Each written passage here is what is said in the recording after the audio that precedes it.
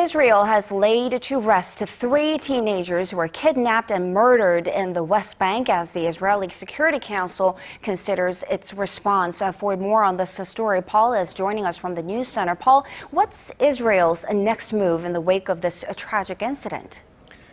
Well, Israel is on the hunt for 2 suspects, as it says are members of Hamas, and have conducted dozens of airstrikes as well.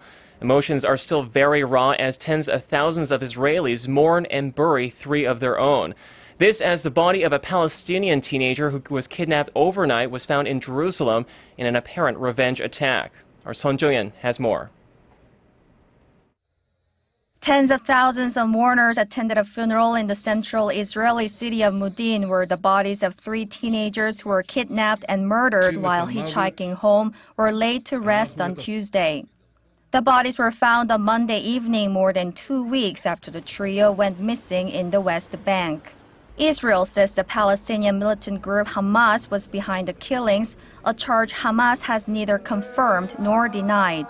In a televised address Tuesday night, Prime Minister Benjamin Netanyahu told the nation, Hamas is responsible, Hamas will pay, Hamas will continue to pay for the kidnap and murder of the 3 young men.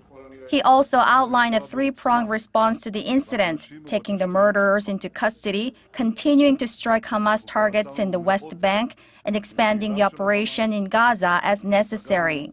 The Israeli Air Force carried out more than 30 airstrikes on Hamas in response to rocket attacks against its southern communities and warned of stepped-up military activity if the rocket fire continues.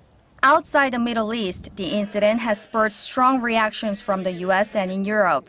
British Prime Minister David Cameron has called the teens' deaths an appalling and inexcusable act of terror, while U.S. President Barack Obama similarly condemned what he called a senseless act of terror against innocent youth. Sohn Jung-in, Arirang News.